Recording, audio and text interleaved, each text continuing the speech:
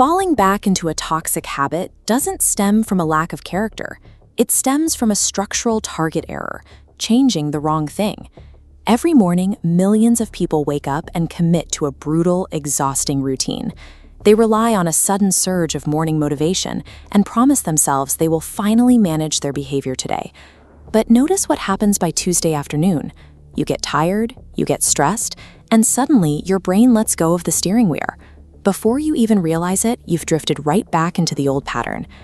That drift happens because behaviors don't start in the moment you perform an action. A single thought becomes a pattern. That pattern becomes a neural pathway, and eventually it runs on autopilot. When you inevitably slip up, an emotional trap snaps shut. You look at your repeated failures and tell yourself, I guess this is just who I am. I'm just an anxious person. I'm an addict. Repeated failure is a hardware issue, not an identity. Your brain is simply executing the code it was trained to run. The question is, how do you rewrite that code? Modern neuroscience operates on a law known as Hebb's rule. Neurons that fire together, wire together. Your brain is a hyper-efficient organic machine. If you repeatedly experience panic, comparison, or cheap dopamine, it builds a massive 10-lane superhighway to accommodate those states. This is why willpower constantly fails you. Willpower is a cognitive resource. It drains by the hour. Your conditioning, however, is permanent structural architecture.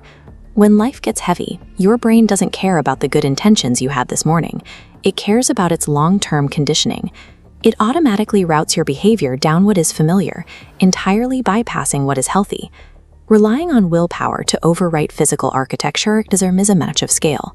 You are attempting to use a temporary spark to rewrite a permanent physical map. To see how fragile temporary emotion is against deep conditioning, look at a historical case study, King Saul. Saul was consumed by a toxic, obsessive jealousy toward his rival, David. At one point, Saul experienced a massive emotional breakthrough. He broke down weeping, confessed his flaws, and fiercely promised to completely change his behavior. But look at what happened just weeks later. The moment Saul encountered a new stress trigger, his old response kicked in. He gathered thousands of men and went right back on the hunt. Why did that massive breakthrough fail? Because Saul tried to defeat a deeply rooted structural mental pathway using a temporary burst of extreme emotion. When you leave a motivational seminar, close a self-help book, or finish a video crying tears of resolve, you are Saul. You have successfully altered your mood for an hour, but your permanent neural architecture remains untouched, waiting to resume its old function. So how do we actually break the loop? In psychology, the alternative to exhausting brute force striving is a concept called abiding, or deep real-time reconnection. Think of your smartphone. When your battery drops to 1%, you don't scream at the device to try harder, you don't lecture it, you simply plug it into a power source.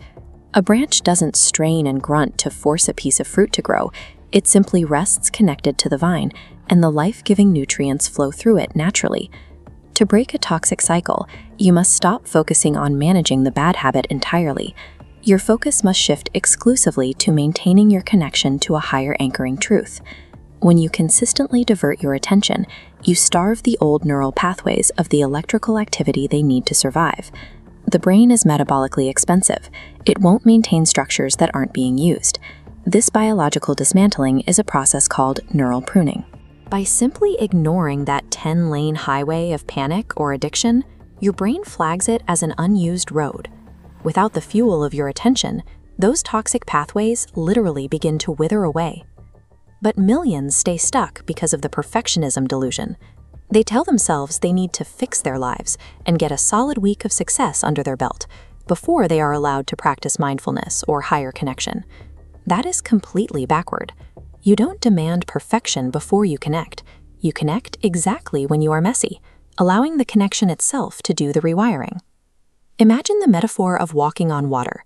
As long as your focus is locked on the source of your strength, you defy your old nature. But the moment you stare at the chaos of the storm, you sink.